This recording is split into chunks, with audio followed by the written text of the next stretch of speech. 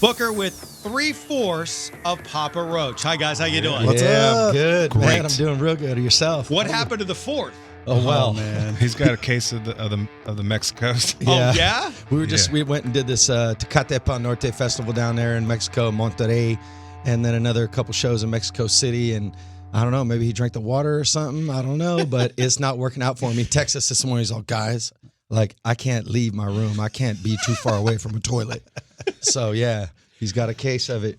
We got Jacoby, Tobin, and Jerry. Guys, welcome. You know, you look at this band, and you wrap your head around it, and I was thinking about it the other day. My last conversation, I think, with Jacoby, I remember it was on a street in New York City.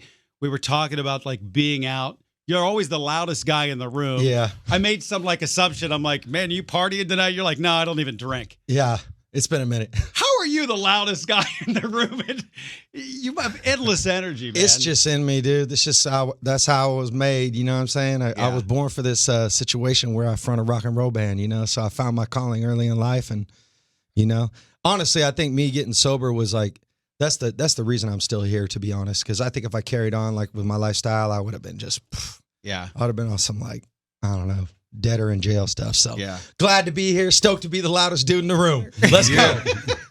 Congrats on getting another album out. When you think about the band, you're like in a quarter century if you think about how many years you've been doing this. So it almost seems like a basic question, but how do you guys keep that love together and the band together, and how do you hold it together for so many years?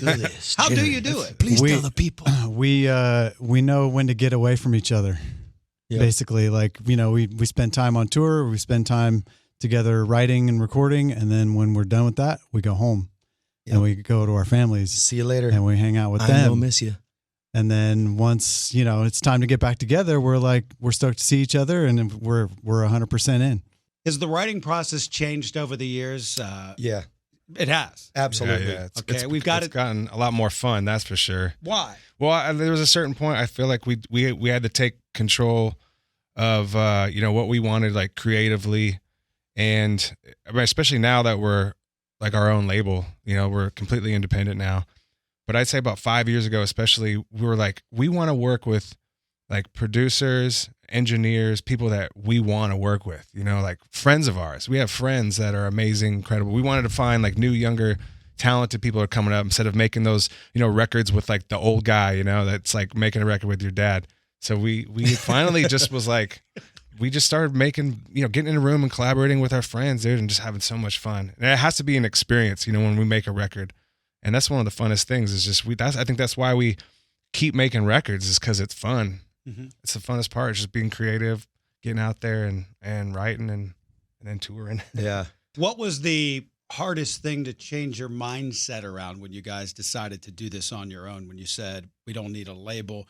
What were the hurdles that you had to jump through when doing that? I think it very liberating, but then after we were like, we're starting a label, then the reality set in. We're like, sure. Constant. It's a lot of work. Constant communication. Yes. Like text chains galore. Yeah, too many text chains. It's hard to keep it all wrangled in. Yeah. But you know what? We got a great team around us. We have awesome creators and creatives around us that we collaborate with, and we got a synergy going over the last 5 years. Like Tobin said, we started one of these younger producers, and then we got, you know, we're jumping into things like TikTok and, you know, popping off there. Honestly, like we're got a lot of traction on TikTok, which is free promo. Yeah. And so we're really embracing all these new technologies, and whereas like back in the day, we didn't want to jump into that stuff at all. We were like, social media, and now we're just deep in it. Yeah. Like, can we get out of this? Well, because we know it works, you know what I mean? It gets us straight to, it's direct access to our fans, you know what I mean? We don't have to go through,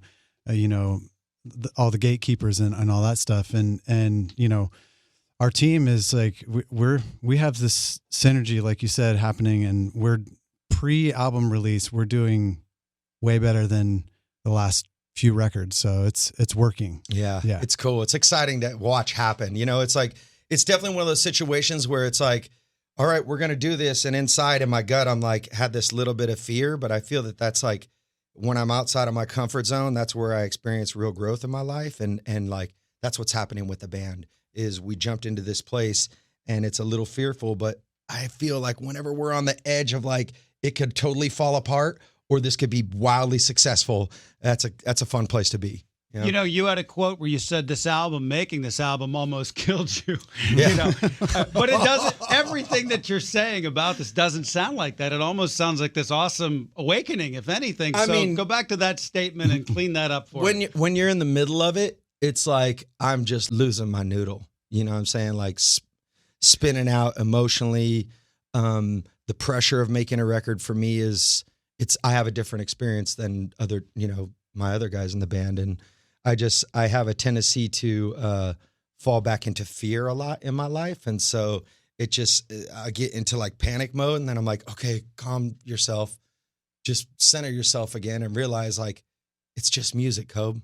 It's just music. Just go in there and just do what you do. Mm-hmm. And I have to remind myself that a lot, because it's like my head will get the best of me. Is this during the writing times or during you're in the studio and you have to knock out some stuff? It's in the writing process. It's like you're in a room with like 5-6 other dudes, and it's like best idea wins. You know what I mean? And like the pressure of that, sometimes it's like, but then it's like, it makes you really dig deep. And I think that type of pressure it's uncomfortable, but it's good for the process of creating. And I think when we got to the other side of the record and we look back at it, we're like, oh, wow, I'm so proud of this record. Like, I'm so happy that they kept telling me, no, try again. No, try again. No, try again. And I think that is and then there's other moments where, we come to the table and it's just banging right off the rip. Yeah. And so it's a challenge, and we set the bar high for ourselves creatively as well. This is our iHeartRadio album release party for Papa Roach's new album, Ego Trip, available everywhere now. Hey guys, thanks so much for watching. Did you like that video? You can check out more over here. And don't forget to subscribe to iHeart right here. And if you're already a longtime fan, make sure you ring the bell down below so you don't miss a single video. Bye guys.